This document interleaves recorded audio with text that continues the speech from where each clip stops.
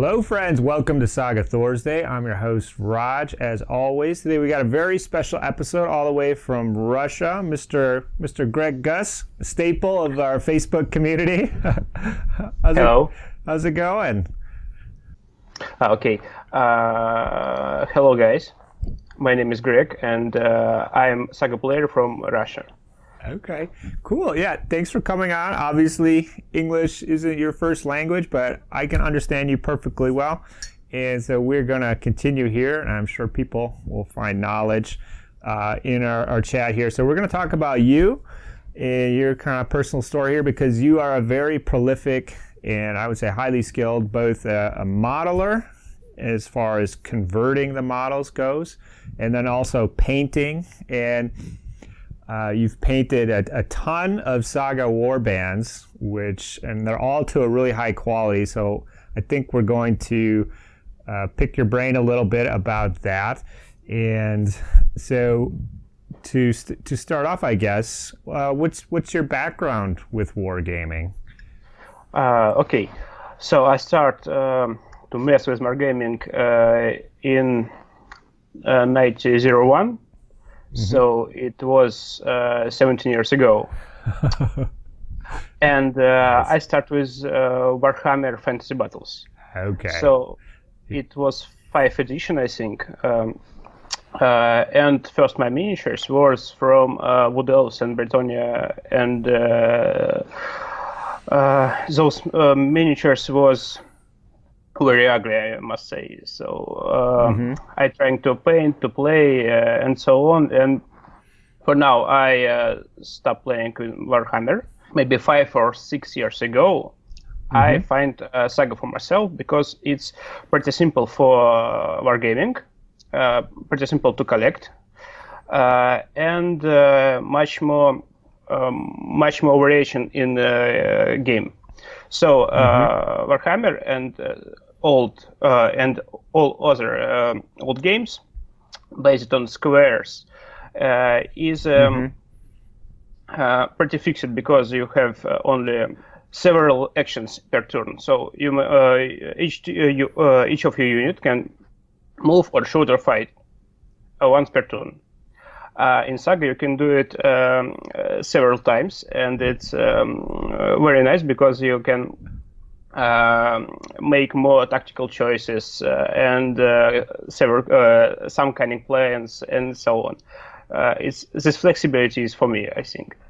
Absolutely. Yeah, I think that's one of the things that once you play Saga and having the multiple activations with the same unit, it feels really weird to go back and play a game where you can only move each unit exactly once, and you're going to activate them whether you really want to or not, and you're like, I don't know if I could go back to this.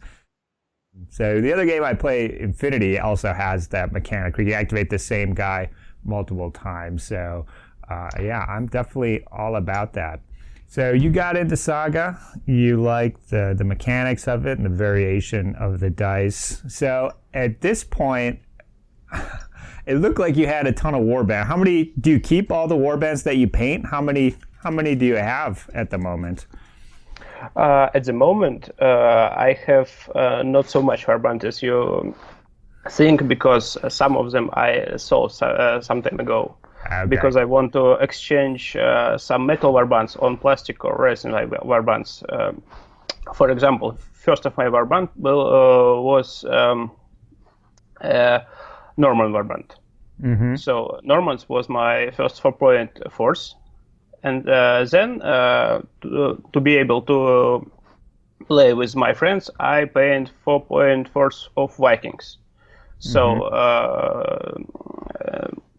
after that, I paint Scott warband, which was also Welsh, Irish, and so on. It was Perry, not Perry, Foundry miniatures, big miniatures range. So it was a pretty universal warband. For now, I sent some of my stuff. For example, I had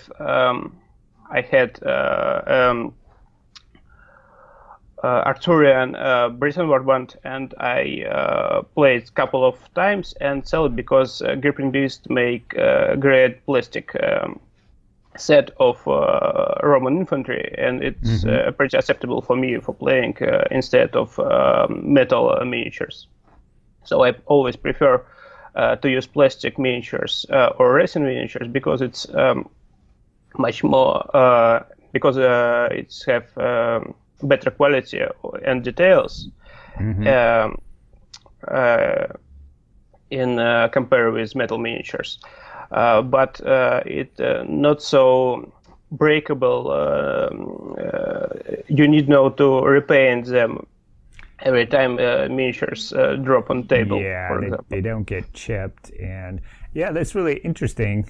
But yeah, I think what you do with the plastics though is a step beyond what most people do, and I've converted a bunch of plastics as well, and you just do a great job of giving them their own character versus kind of just the stock stuff. So I think that's really interesting that you go for the plastics, and I would say probably most people I know, and I've always liked working with plastics. So my Anglo-Saxons, Anglo-Danes are the plastics. My Romans are converted from the plastics, but I'm actually thinking about moving towards the metals now myself, just because.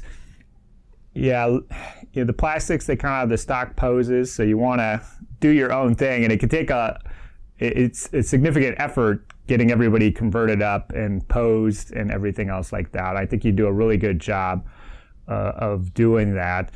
So do you have any tips for working with plastics or just converting models in general? Because it seems like I'm picturing your Varangian Hearthguard. Do you still have those guys all converted up? Like, those guys turned out amazing. To be honest, my plastic works is necessary because I have no ability to find miniatures that I need for my warband. So if I have option to get Hearthguard of last Romans for in a box, so which I need now to convert, I will not do it at all because because I have such models in box, so no problem. For example, if I tell about Irish, I must tell that we have no any bare-legged plastic soldiers, so no Welsh, no Irish, no Scot, and so on.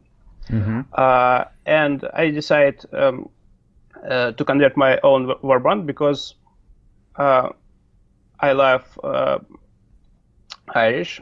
They're pretty nice warband in play, and when I start to make it, it was first edition. So Irish was pretty different in first edition. Certainly. And so when I start to convert it, I was forced to adapt it to a new Irish list and make some changes in my army. Can't tell you any specific tips for plastic conversion because it's not so hard. You just give bits you want. You get miniatures you want. You glue them with super glue or plastic glue. Plastic glue is better because it's melt down miniatures, and so if you drop them on the table or on the floor, it will not break. So I use some green stuff to add some specific details like ropes, like hoods or kilts, tartans, and so on. And just and I always look for some new bits from other historical plastic sets. For example, my Irish was converted from several different manufacturers. So it's Griffin Beast. It's Wargames factory. It's Perry miniatures. So I use plastic wrap with barrett legs from Perry miniatures. It's Sudan War conflict. Okay. Yeah, I've eyed that box before. I'm like, well, it's supposed to be from a couple hundred years ago, but it looks to me like they could go back 1,000 years at least. They have spears, swords, and shields you can get from other Griffin Beast sets, so it's nice. And after that, I just add some green stuff here, maybe green stuff bases with stones and so on, but it's not unnecessary. Not necessary. So it's pretty simple, but it takes a lot of time. So to make my warband, I spent 3 or 4 years. So it's pretty long. Yeah, I was gonna say. I mean, you just posted pictures of your Irish, and there's going to be pictures of them throughout the video here. But yeah, you mentioned playing them in first edition and having to change things up. So, that's at least a year essentially. So, so you just kind of have, I mean, because it seems like you put out quite a bit of stuff. Or you always got a lot that you're working on. How many hours a week would you say that you get to hobby? My hobby is my work, so I spend a lot of time for that. But oh wow, are you trying to change that in my life? But for now, I convert and paint all my time. So I must say that sometimes I find a couple of hours for myself. So my Irish get maybe 6 or 8 hours in a week. So all other stuff I made for commission. Don't forget that I have a lot of warbands which need to be completed. For example, for now I trying to make a Carolingian warband and Last Romans warband. Because my Last Romans need to some reinforcement with heavy cavalry and normal warlord. So I don't know how many ideas I get in the future to make, for example, pagan people warband or maybe Teutonic Order or something else, and it's uncontrollable. Yeah, once you start and you're like, ooh, I like to play that. I would like to play that. So, yeah, indeed. So cool. Yeah, it sounds like you get about a good hour a day or so, probably. So a lot of prolific people I know, that's what they do. So I do a little bit every day, and in the end, you have amazing result. So I guess I just want to kind of distill some of what you said about the plastics, and so it sounds like if you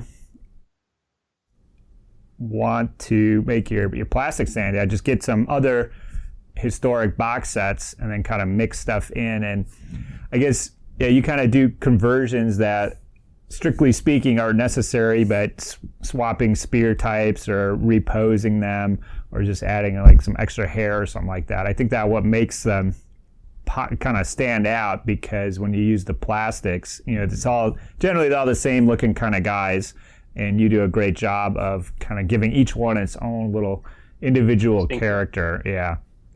So,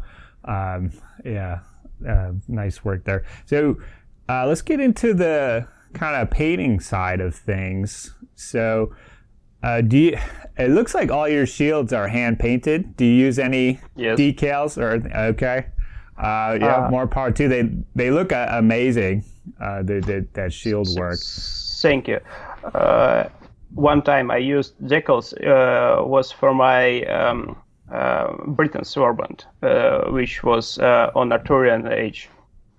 So all other shields I make with my free hands, because when I start to paint Saga 5 years ago, I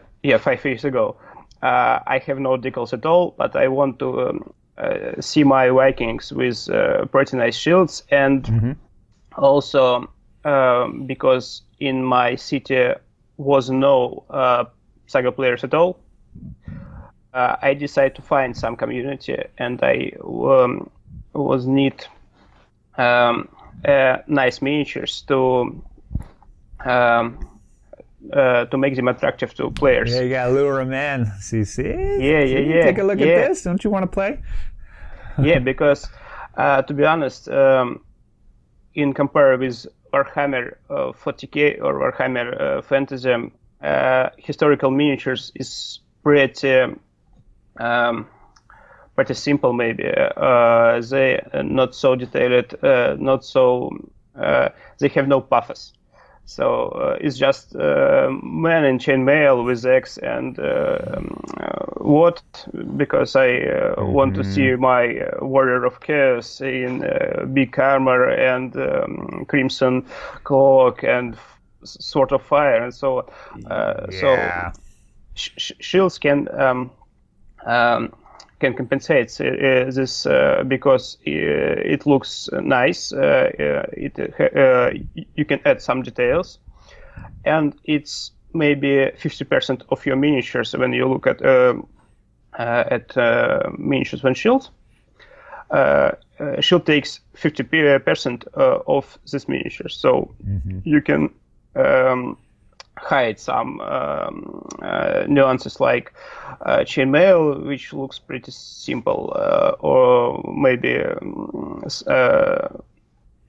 maybe someone else like shirt with no pattern, or maybe whatever you want. Yeah, so, just kind of drab, kind of medieval clothes there. So yeah, that's a great point there. Maybe spend a disproportionate amount of time on your shield, and you can make your miniatures look better than they actually, than they actually are. Like if you just want to do a basic job on everything and then do a really good job on the shields, people's impressions probably of your skill. Not that you skip on the chainmail or anything else, but as a tip for people. I think you can get a lot of mileage with that, and you're right. There isn't giant shoulder pads or the flaming swords to draw people in, but you can have really cool shield patterns that really draw people in. So, I guess where do you look up designs for these online? Do you have like a big folder on your computer of cool shield designs, or do you make these up on the spot? I guess like the mechanics of it. How do you go about doing your awesome shield designs? Not at all. I have no big folder on my computer, but some internet resources can grant you a lot of different shield patterns, for example. Or from time to time, I can just see some stuff when I walk on the street or when I searching internet for something and for some other stuff. For example, for one of my Anglo-Saxon, I used a pattern from papal stuff, from Roman papal stuff, I think. Cool. Or maybe it was some stuff from one of Archbishop, I don't know actually, but it was very interesting because it was so difficult and so detailed, and I think, it will be a great design for my shield, and I made it. It looks pretty nice, I think. So you can find some inspiration around you. So just mark it for you, make a shot, for example, or just writing on a piece of paper as you wish. So just look around. Okay, cool. Yeah, that's a great point. So that papal design, like, I'm just, was that like a period design, or it came later? So it wasn't like a historical type design that you did? I'm guessing asking, so you kind of just do what looks good, not necessarily, you're not researching what was historical at the time. Is that my understanding? I understood. So I'm not historical, but I think that Saga is have its own position in wargames. I think it's not totally historical. Yes, yeah. It's a much more maybe a movie wargame. So if you look at historical movies about Saga, so and it depends of some stuff like. For example, if you look at Vikings movies or Viking series, it's a great series for me, and I think it's not historical at all because their shirts, their shields, their axes, their hairstyles, it's not Viking at all. But when you look, it's very atmospheric. So if your warband on table makes some atmosphere for gaming, and when you look at them, you see, wow, it's really Roman guys, but they can be not Roman at all, and have only, for example, square shield, rectangles. Yeah. So, it's no matter how they how much they are accuracy in historical terms. So because I think I think that it depends only on your own imagination. So when you make your own warband, you must mark for yourself: do you make historical accuracy warband, and you spend a lot of time to find resources, to find actual miniatures, to convert them a lot, and make them historical accurate. Or you can just forget about that and get, for example, Foundry miniatures. Foundry miniatures Vikings is, I think it's not historical Vikings, it's epic Vikings. I have 100 of them, and I think that when you look at them, it's really Vikings guys. But they are so simple, so funny, so characterful, and they are Vikings from movie, I think. So they have chainmail instead, leather shields, for example. But it's no matter because they look like shield wall, looks like guys who steal your cattle, for example, or burn your village. So it's pretty fine, I think. So, and I can tell you that when you start new warband, just mark for yourself which warband you want make, movie warband or historical warband. For now, upcoming Magic Saga, I think in second year, and so I think this saga is for movie warband at all, because you can add your movie Vikings or movie Knights, movie Normans to Magic Saga, and it will fit perfectly. But if you decide to play with your historical warband, it will be it looks like you spent a lot of time to make historical accuracy historical accurate warband, but you play in fantasy, which historical accuracy have no ways at all. Absolutely, yeah, I totally agree. So obviously, Saga kind of straddles that realm between a more fantastical miniature games and historical.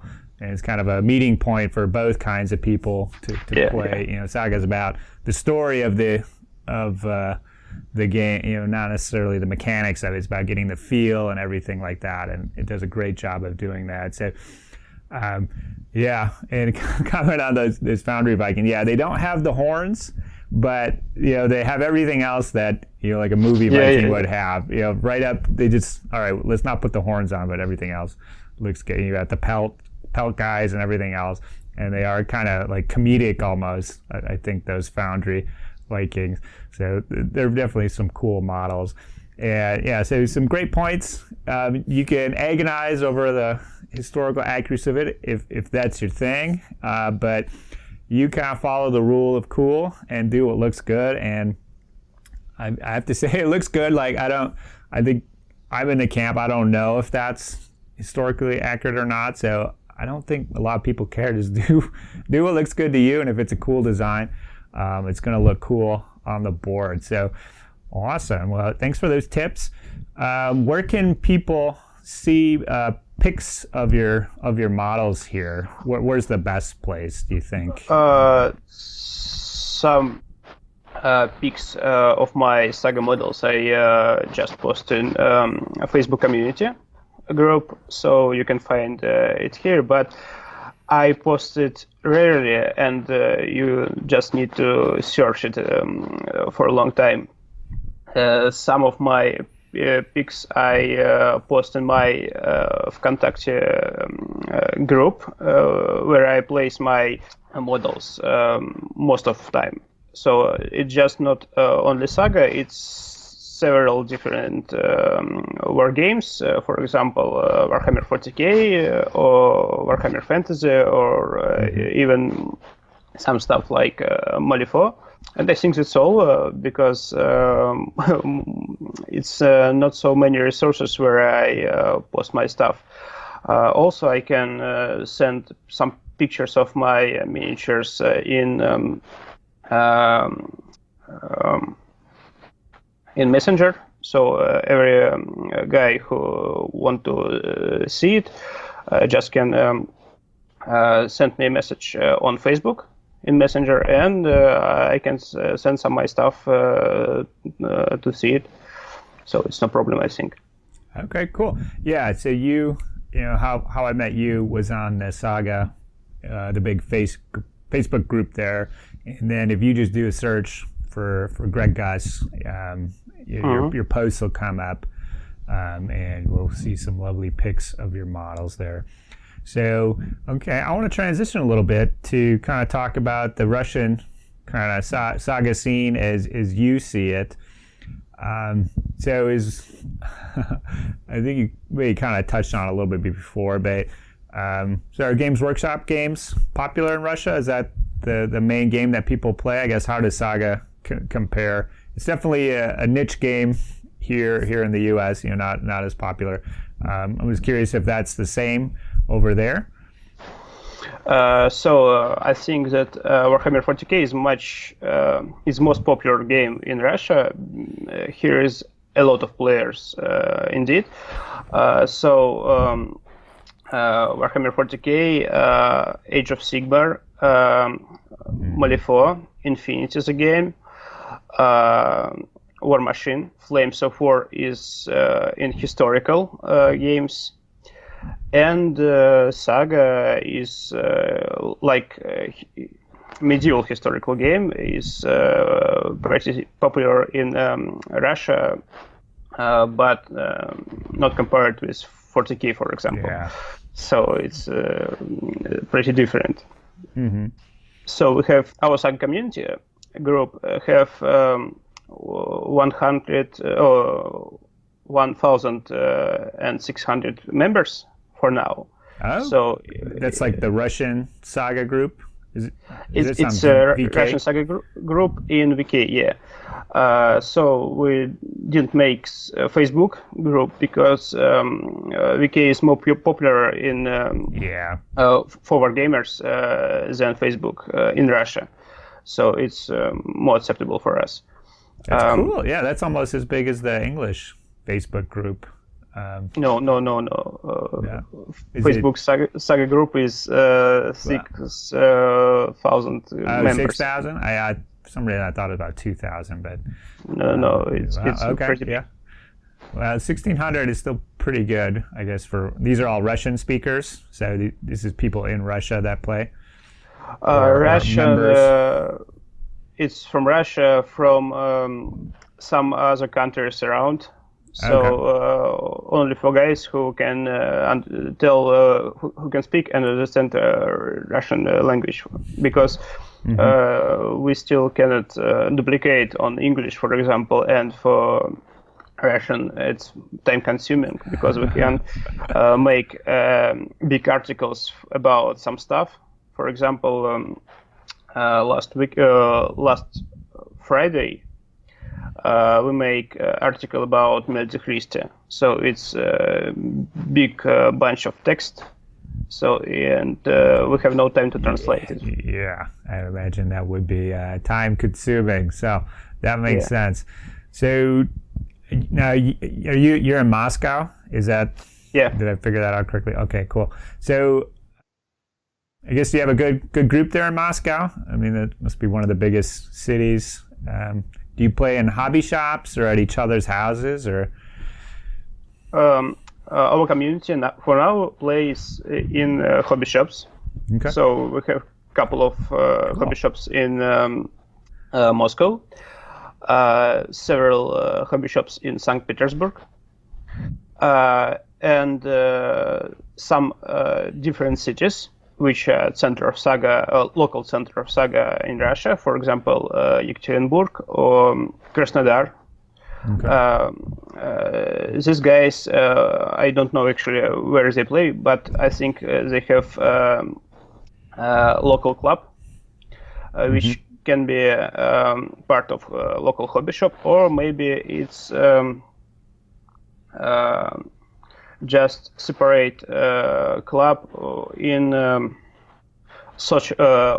it's a part of social club.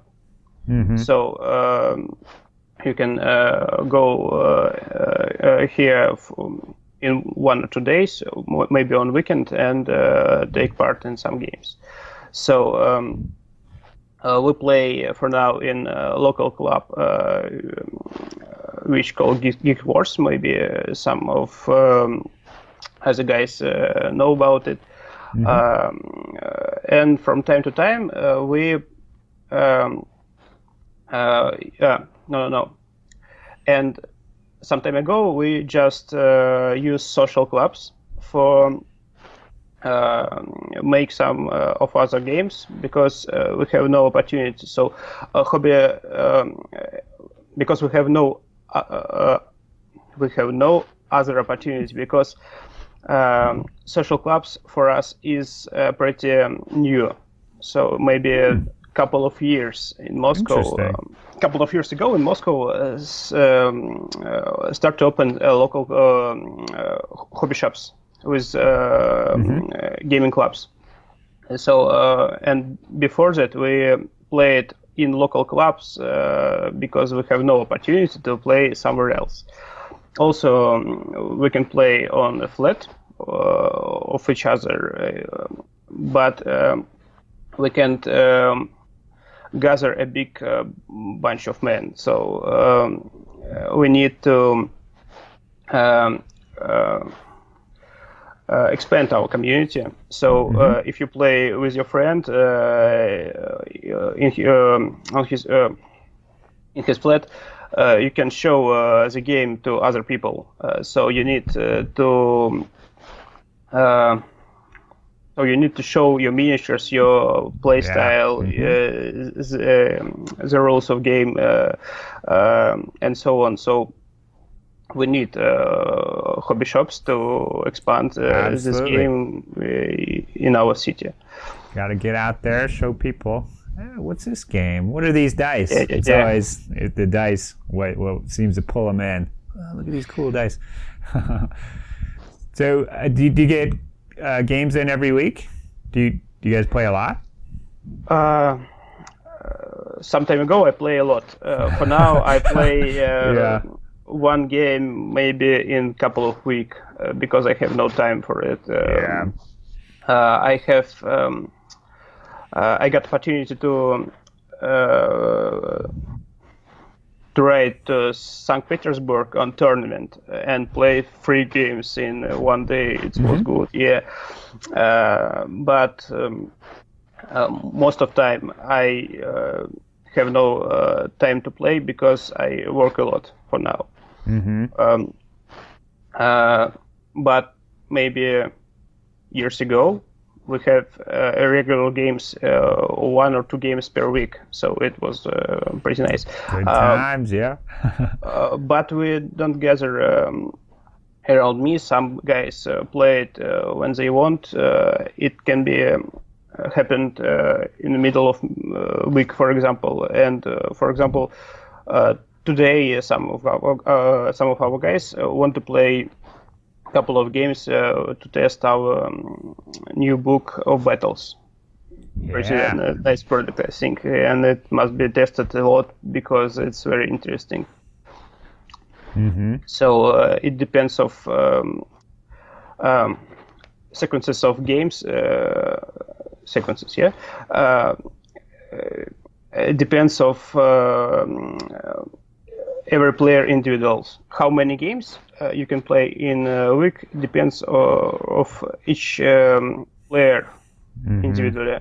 So I cannot play regularly, but some players can play a couple of 5 games in a week, for example. So it depends only of each player. Okay, yeah, sounds like the same struggles we have over here. So you mentioned the St. Petersburg tournament. Are there a lot of events for Saga tournaments? I guess are there like gaming conventions that are popular that Saga tournaments can be played at? Or so yeah, I guess my question is, are there miniature gaming conventions? Are they popular in Russia? And then are there quite a few Saga events or no? Gaming conventions is not, as I think, gaming conventions is not popular in Russia. Okay. So some conventions like geek conventions with Star Wars or 40K or cosplay guys and girls, it's popular a lot. If you visit this convention, you can see some demo games of some board games to make it more popular. Or sure. Rarely you can see big games or tournaments. Rarely. Mm-hmm. So and not for every war game. Much more easy to see, for example, big tournament and local club. So just for example, 50 players for Warhammer 40K, it's pretty normal. It's pretty regular for casual tournament. We try to make 6 or 8 tournaments per year. So wow, yeah, that's good. It's not big tournaments, and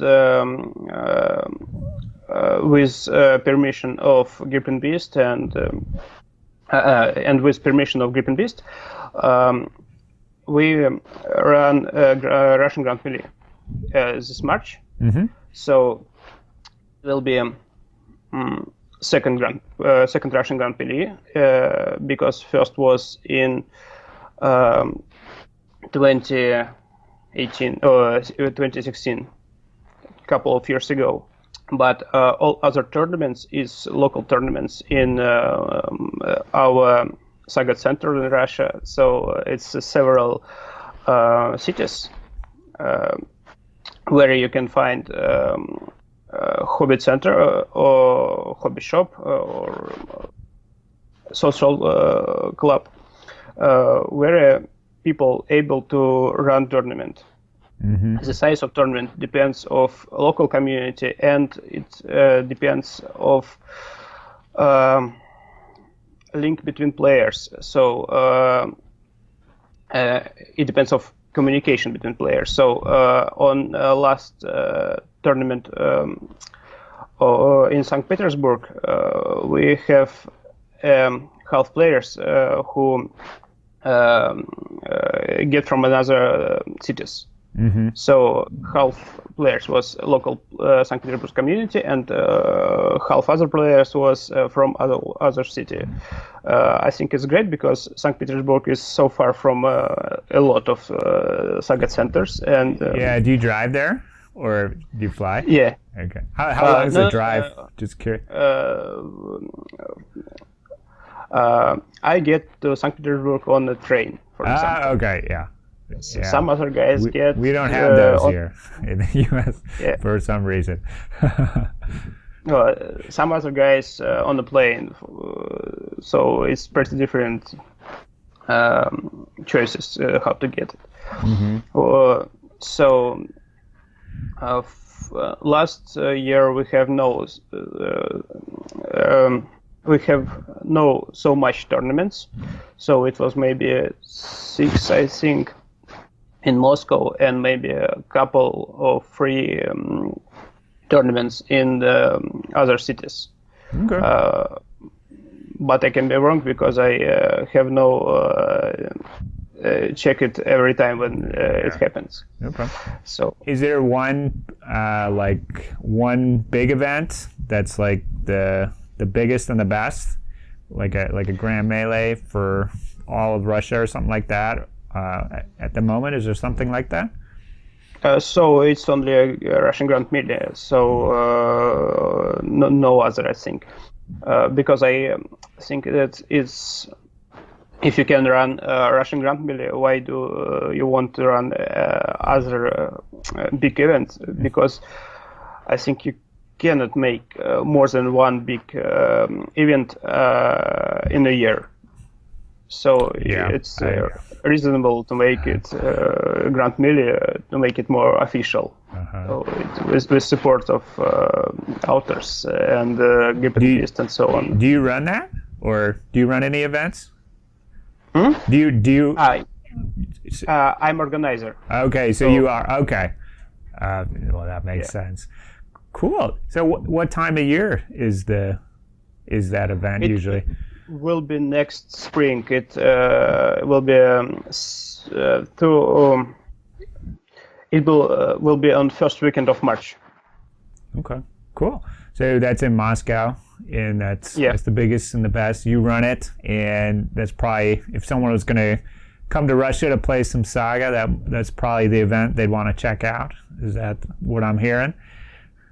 If someone want to get to Moscow to see our city and get and take part in big today Saga tournament, you're welcome. Join to us. Awesome, cool. Are there? I'm just curious about. Are any factions particularly popular over there? It's pretty a lot of differences because I know the new editions kind of mixed everything up anyways. Yeah. So new edition adds some new players, and every guy who plays want to make his own faction which no other has. So, for example, all players plays with Vikings, and I won't play with Welsh. This way. So we have a lot of different fractions. Some players have 3 or 4 or 5 different fractions from several periods. Tends to happen. And also you can use your Vikings, for example, as pagan rose, or your Vikings or Anglo-Danish. It's no matter. For example, my Vikings is pretty acceptable for Old Saxons or Anglo-Saxons or Vikings, because I don't use specific Vikings pattern on shields, and they looks like just men with cloak, sword or spear and shield. Right. So you can use it wherever you want. Ready to beat people up. So yeah, that's cool. So Age of Crusades came out real quick after the Age of Vikings. Do you guys mix those ages? Yeah. For, I guess, you do casual play and in tournaments, or is there like a preference for more people playing one age versus the other? as organizer of tournaments, I think that we must mix it between books, because anyway, you have no so big community of players. So we have a big Saga community. You don't want to exclude somebody because they don't have the right age. So I get that. Yeah. So you have big Saga community, but you have no big community of players who regularly plays. So we have maybe 15 players, 50 players who can field the army, but not all of them will visit your tournament. So maybe half of them will find time to get to a tournament and play some games. So I think if you have 20 players, you have no chance to make normal events, to make fine events with when you want to split it in ages. So, for example, you can get a couple of Arthurian players, 3 players from Crusades, and 16 players with Viking Age. And it will not be a good tournament. It will be just several games, except Viking Age, because they can make its own event. So we mix it between with no problem, because we don't think that it's a big problem. Studio Tomahawk let you to use some fractions from other books. Yeah, there already is some crossover with those factions, and maybe those were specifically crossed that they had those in mind when designing the battle board. But I'm not so sure about that. But yeah.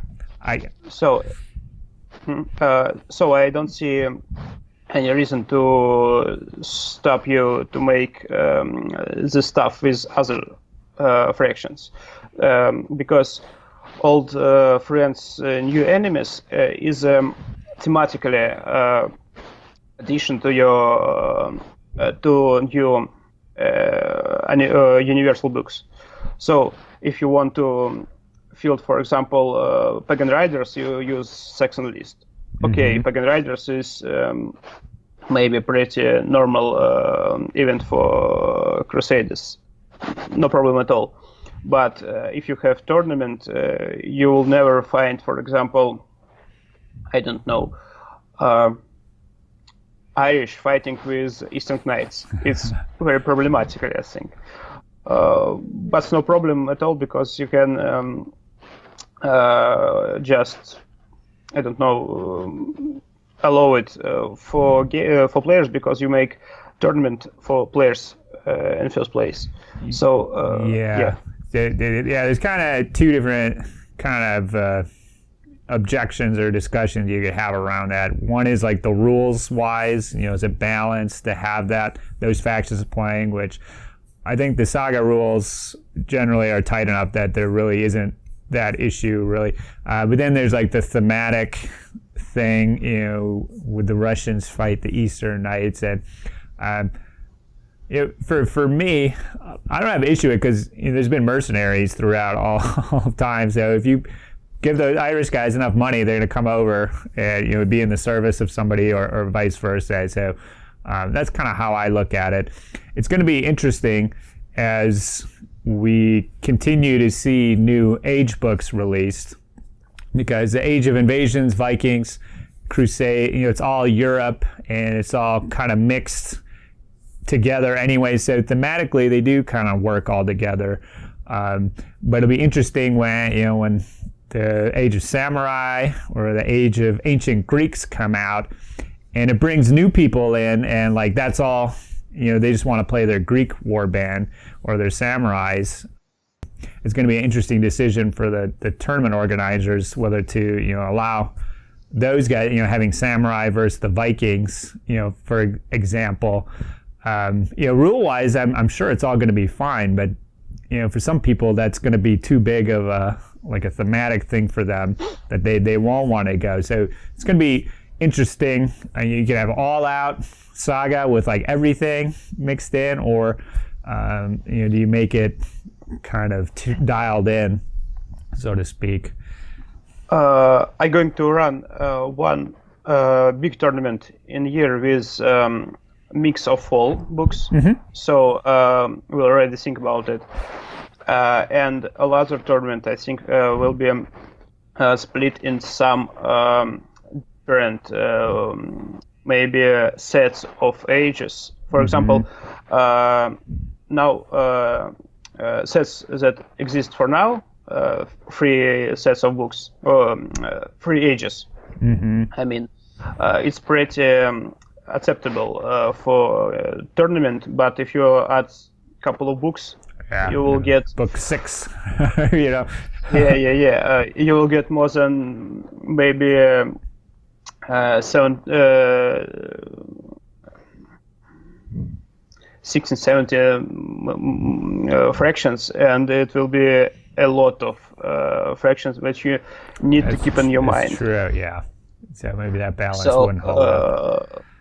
Yeah, so it's and so you need to balance it anyway, because you can balance 3 books, but not 6, not 7, not 8. I don't know. I think they can do it. Studio Tomahawk, they got it. They got the chops to pull it off. I can't speak about it actually. Some stuff from new edition is pretty nice. I talk about the rulebook, but some stuff I disagree at all with a couple of rules, but no matter. About tournaments, I must say I speak with Steven Haldeman. You know, I've talked with him on Saga THORSDAY here. He comes to Adepticon. Steven is a pretty nice guy. He's a great player, and we talk a lot about Saga tips, Saga tactical advices, and so on. And he told me that on US Grand Melee, I used fixed roster with 6+1 roster, so you can you write 7 points of your warband, but use only 6. It was acceptable for first edition, in my opinion. Yeah. But for now, you have too much matchups, so-called. So if you field against some fraction, you have no ability to avoid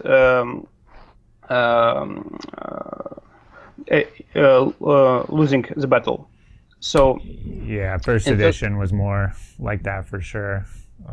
And second edition too. And not quite as bad, but yeah, I mean it's still there. And for now, we find great rule for tournament, which allow you only when you take registration on tournament, you just declare only your fraction. So and when you play, you get after you get your opponent fraction name. For example, you play with Normans and your opponent play with Eastern Knights. You decide, okay, it will be a lot of cavalry, it will be a lot of melee. I will get a roster, and you write your roster on place before battle. So you can turn your headguard to warrior, for example. If they mounted, you get 8 mounted warriors instead.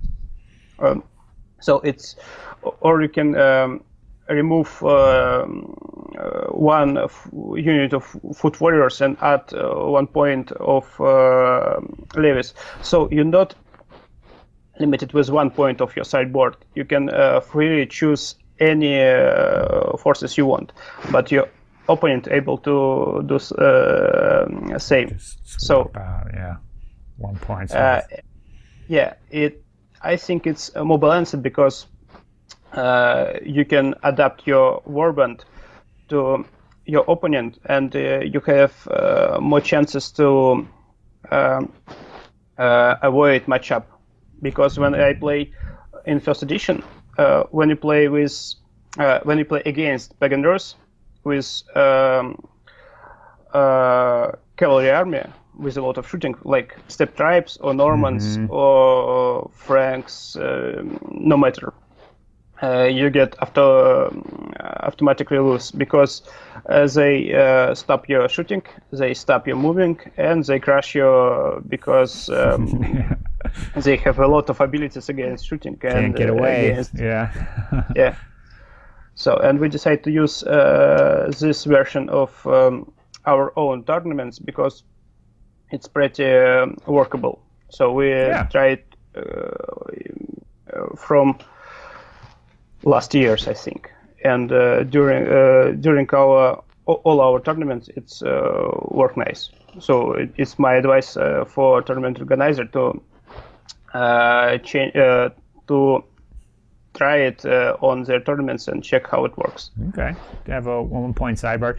Yeah, I think that's cool. And then I think too, when you're building your initial 6 point list, I mean, you're going to keep that in mind that your opponent can always choose, a good counter, unit of archers or something like that, if that's your weak spot. So you might make your list a little more balanced rather than go to an extreme type of build. So yeah, that's really cool, and it sounds like it's been working for you guys. Looking forward to at Adepticon this year, we'll be able to do the equipment swaps, where it's always been fixed in previous years, but I know in Europe you guys have been able to swap out and stuff. So yeah, I think that's really important for balance between the war bands, is being able to use the different equipment options and tailor that somewhat, and just anything that contributes to building and painting more models and having a bigger army. I have to be in support of that. So cool. Is there? I think we're right about to the end now. Is there a link for the Russian Grand Melee or anything that you put out there if somebody is interested in finding out more about it? We will complete our group with Russian Grand Melee after New Year. So it's the start of New Year. It will be more or less completed and will be ready to starting to fill it with some stuff or some information. So for now, we're just preparing to make it workable. So I think that we can find that link on Gruppenbeast Facebook page. Cool. So it's no problem at all. What's the weather like that time of year in Moscow? What's the weather like? It's very cloudy and snowy. Yeah, I imagine that. What about you said the first week of March usually for the Grand Melee? What's the weather like in Moscow? If you're going to bring your girlfriend for a little vacation, it will be very cloudy and snowy. Okay. No problem. That's what I figured. So, okay, cool. Well, thank you for taking the time to chat today. I can tell you're putting in the effort here to answer my questions as best you can. And I think you did a good job. And it's really interesting to hear about how you guys play with the sideboard there. And, we have a lot more in common than different. And, so I'm actually going to end the video. I'm going to have some links to your models, I think, so people can check those out. And if you're interested in chatting with Greg here, it sounds like you can just message him on Facebook, and he'll send you models and tips, answer your questions as well. So awesome. Thank you very much. And we'll have to have you on again sometime. Thank you. Okay. Well, have a good one. Bye. All right. Bye-bye. Saga!